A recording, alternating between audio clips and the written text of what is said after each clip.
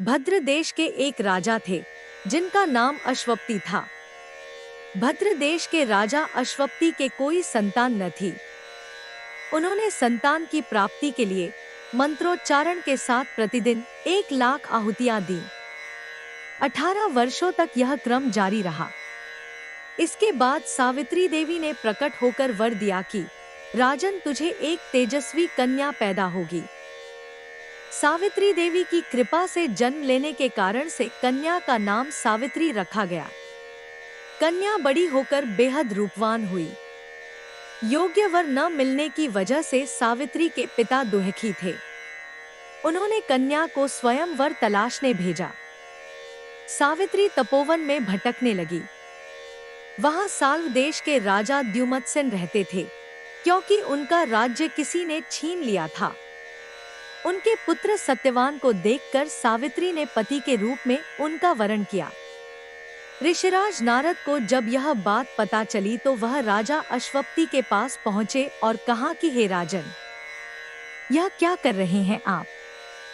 सत्यवान गुणवान है, धर्मात्मा है और बलवान भी है, पर उसकी आयु बहुत छोटी है, वह अल्पायु है। 1 वर्ष के बाद ही उसकी मृत्यु हो जाएगी। ऋषिराज नारद की बात सुनकर राजा अश्वपति घोर चिंता में डूब गए। सावित्री ने उनसे कारण पूछा तो राजा ने कहा, पुत्री, तुमने जिस राजकुमार को अपने वर के रूप में चुना है वह अल्पायु है। तुम्हें किसी और को अपना जीवन साथी बनाना चाहिए। इस पर सावित्री ने कहा कि पिताजी, आर्य कन्याएं अपने पति का एक बार ही वरण करती हैं, राजा एक बार ही आज्ञा देता है और पंडित एक बार ही प्रतिज्ञा करते हैं और कन्यादान भी एक ही बार किया जाता है।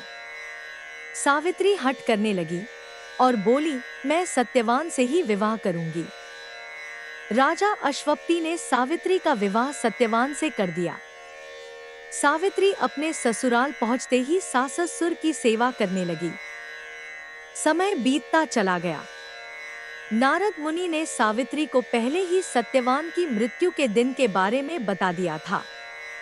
वह दिन जैसे जैसे करीब आने लगा, सावित्री अधीर होने लगी।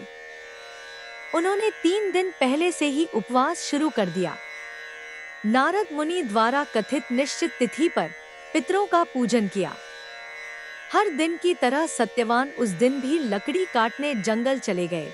साथ में सावित्री भी गई। जंगल में पहुंचकर सत्यवान लकड़ी काटने के लिए एक पेड़ पर चढ़ गए। तभी उसके सिर में तेज दर्द होने लगा। दर्द से व्याकुल सत्यवान पेड़ से नीचे उतर गए। सावित्री अपना भविष्य समझ गई। सत्यवान के सिर को गोद में रखकर सावित्री सत्यवान का सिर सहलाने लगी। तभी वहां यमराज आते दिखे। यमराज अपने साथ सत्यवान को ले जाने लगे। सावित्री भी उनके पीछे पीछे चल पड़ी। यमराज ने सावित्री को समझाने की कोशिश की कि यही विधि का विधान है, लेकिन सावित्री नहीं मानी।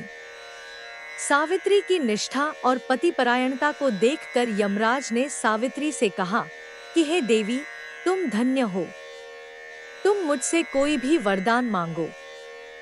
सावित्री ने कहा कि मेरे सास-ससुर वनवासी और अंधे हैं, उन्हें आप दिव्य ज्योति प्रदान करें। यमराज ने कहा, ऐसा ही होगा, जाओ, अब लौट जाओ। लेकिन सावित्री अपने पति सत्यवान के पीछे पीछे चलती रही। यमराज ने कहा, देवी, तुम वापस जाओ। सावित्री ने कहा, भगवान, मुझे अपने पतिदेव के पीछे पीछे चलने में कोई परेशानी नहीं है। पति के पीछे चलना मेरा कर्तव्य है। यह सुनकर उन्होंने फिर से उसे एक और वर मांगने के लिए कहा। सावित्री बोली, हमारे ससुर का राज्य छिन गया है, उसे पुनः वापस दिला दे। यमराज ने सावित्री को यह वरदान भी दे दिया और कहा, अब तुम लौट जाओ। लेकिन सावित्री पीछे पीछे चलती रही। यमराज ने सावित्री को तीसरा वरदान मांगने को कहा। इस पर सावित्री ने 100 संतानों और सौभाग्य का वरदान मांगा। यमराज ने इसका वरदान भी सावित्री को दे दिया। सावित्री ने यमराज से कहा कि प्रभु, मैं एक पतिव्रता पत्नी हूँ और आपने मुझे पुत्रवती होने का आशीर्वाद दिया है। यह सुनकर यमराज को सत्यवान के प्राण छोड़ने पड़े। यमराज अंतर्ध्यान हो गए और सावित्री उसी वट वृक्ष के पास आ गई जहां उसके पति का मृत शरीर पड़ा था। सत्यवान जीवंत हो गया और दोनों खुशी खुशी अपने राज्य की ओर चल पड़े। दोनों जब घर पहुंचे तो देखा कि माता पिता को दिव्य ज्योति प्राप्त हो गई है। इस प्रकार सावित्री सत्यवान चिरकाल तक राज्य सुख भोगते रहे। अतः पतिव्रता सावित्री के अनुरूप ही प्रथम अपने सास ससुर का उचित पूजन करने के साथ ही अन्य विधियों को प्रारंभ करें। वट सावित्री व्रत करने और इस कथा को सुनने से उपवासक के वैवाहिक जीवन या जीवन साथी की आयु पर किसी प्रकार का कोई संकट आया भी हो तो वो टल जाता है। जय सिया राम दोस्तों, राधे राधे।